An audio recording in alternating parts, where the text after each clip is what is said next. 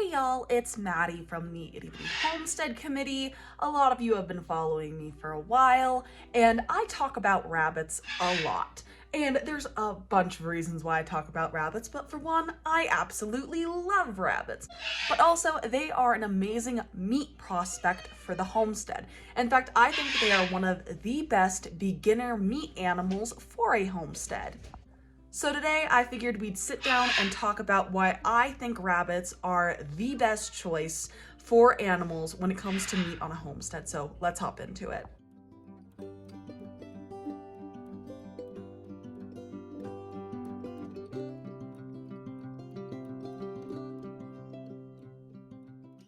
To start off with, rabbits don't need the space that many other animals do when it comes to raising meat. When you're looking at raising things like pigs, cows, even goats, you need quite a bit of space to raise them appropriately. Rabbits, though, don't need that much space at all. You can actually raise them in a suburban setting, and all you need really is a garage, a basement, a shed in the back, or if you don't have any of those options, you can do like I did and raise them in an apartment. I'm not kidding. That's where I started raising my meat rabbits.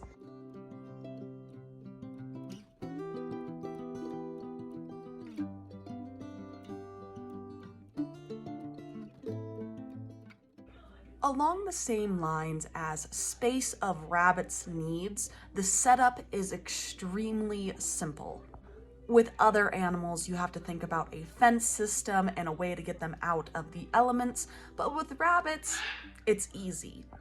Most breeds need some small cages, being 24 by 24 inch for the smaller breeds, up to 36 by 36 inches for your larger meat breeds. Grow-out cages can be as big or as small as you want, as long as they are at least 36 inches, and you separate them by sex as they get older.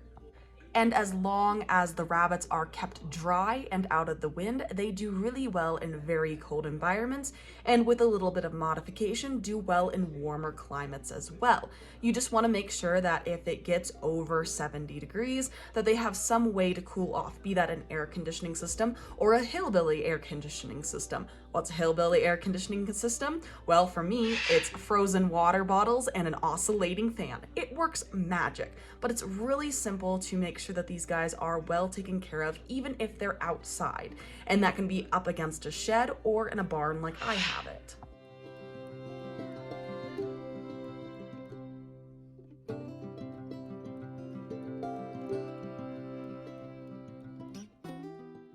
Next, let's talk about feeding, because when we get into larger animals, most of the time we have a difficulty when it comes to feeding with all the supplements. With rabbits, if you find a good 16 to 18% pellet, you're good to go. Mana Pro Grow is great. I've tried out Mana Pro, it's okay. So 16 and 18%. Mana Pro in general is great. The Tractor Supply brand is meh. It's a little low in protein. All this to say, it's really easy to feed your rabbits. 16 to 18% protein. You feed them 1 ounce per pound of body weight a day. That equates for me and my rabbits, for a 10-pound rabbit, they get a full cup of feed once in the morning, once at night. Watering, again, with rabbits is super simple. You can do a bottle system, you can do a bowl system, or you can do an automatic water system. The biggest thing when it comes to rabbits is making sure that they have access to water at all times, because if they don't drink, they don't eat, and they lose condition. But overall, feeding them is much more simpler than feeding a ruminant type animal.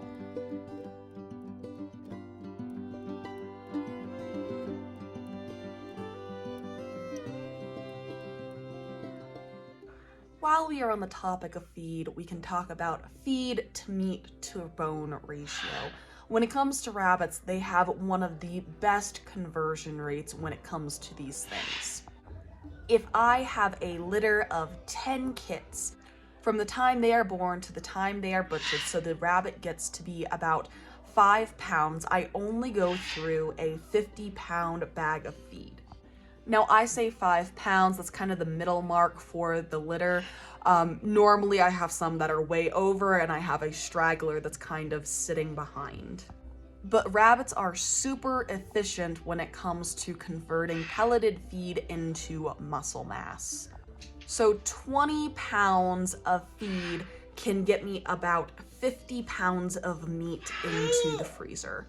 And to be honest, with the price of meat nowadays, you cannot beat that. That is out freaking standing. Not to mention, when you think about it, if you have a single rabbit out of the litter that you sell, that rabbit can be sold as a show prospect, that rabbit can be sold as a brood doe, that rabbit can even be sold as a pet if you sell pets. That single rabbit sold at $50 even will more than pay for the feed of the litter you just raised.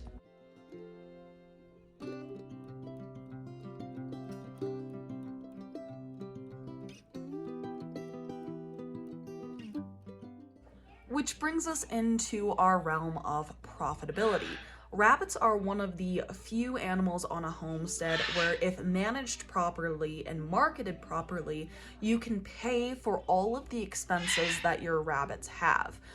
Rabbits are very easy to sell, be that for selling them for raw food when it comes to dogs, for human consumption with the right licensing. You can sell their urine and fecal matter, you can sell their pelts after you butcher them.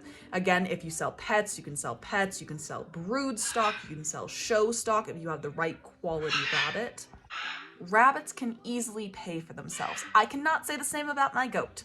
I cannot say the same about my chickens. I can say the same about my quail because they pay for themselves. In fact, the quail pay for a lot of things on the homestead. But rabbits, if marketed properly, are extremely beneficial to themselves for paying for their own feed, both in the sale of them and their byproducts.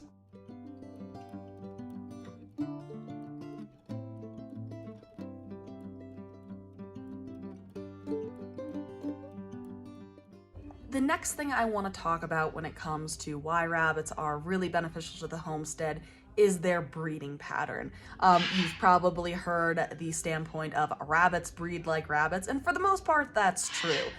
Rabbits are very prolific. You can have a lot of rabbits very, very quickly. A rabbit's gestational period is only about 30 to 35 days. They have kits very quick, and you can rebreed the doe almost immediately after she gives birth. Though I don't suggest that. I normally rebreed them when her current kits are 4 weeks. Either way, between their very short gestational period and how quick they grow out, they are fantastic growers. My kits, I butcher out anywhere from 10 to 16 weeks, just depending on the breed. My more traditional meat rabbits don't take as long as my less traditional meat rabbits. But if we're looking at sustainable meat yield when it comes to commercial type animals and heritage type animals, rabbits are one of the best. The only ones that are faster are Cornish crosses, but even then, when it comes down to Cornish crosses, they aren't a sustainable meat source because you cannot grow them efficiently by yourself on your farm or homestead.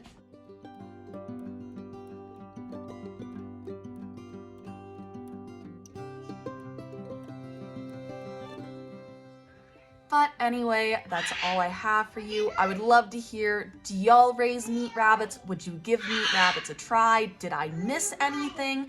Is there anything you would like to add when it comes to raising rabbits for meat? But again, that's all I have. Thank you all so much for watching, and I'll see y'all in the next one. Bye.